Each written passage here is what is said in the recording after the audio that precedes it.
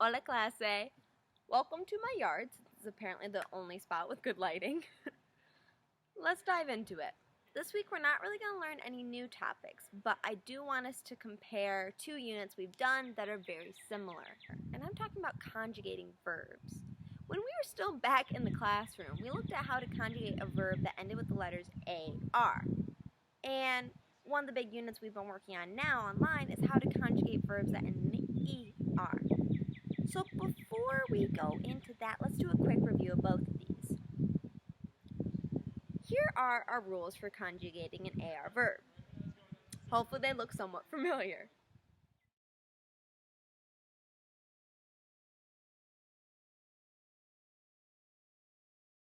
And here are our AR endings. O, as, a, amos, an. Now, based on those rules that we just had, the endings change depending on who's doing the action. Because if we're saying I'm doing the action, yo, we use the O ending. If you are doing the action, we do as. If he, she, you formal, a. If we, amos. And if they or you all, we would use an. So we can't just pick whatever ending we want. It has to match who is doing the action. Now, let's look at how to conjugate an ER verb. Here are our rules.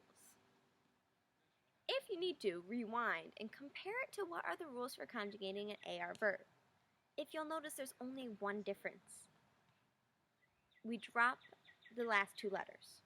For the AR verbs, those two letters happen to be AR. For our ER verb, those two letters happen to be ER.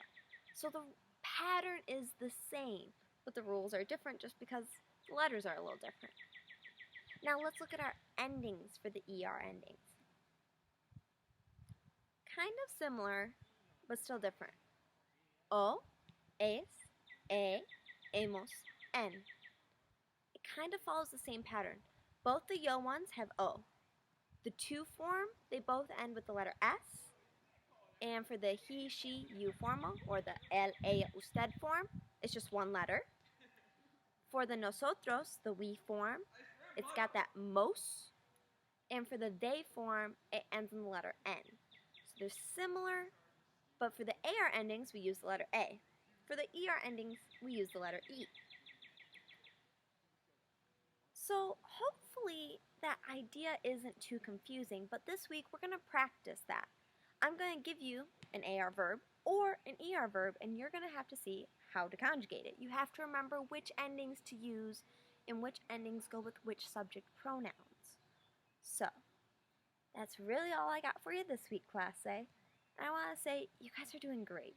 This hasn't been easy, and I know that at home, it's totally different than being in the classroom. Sometimes it's harder to focus. Things are going on, lots of distractions. So good job, guys. You're sticking it out, and you're almost to the end. All right? Let me know if you have any questions, and I hope you're doing well. Hasta luego. See you later.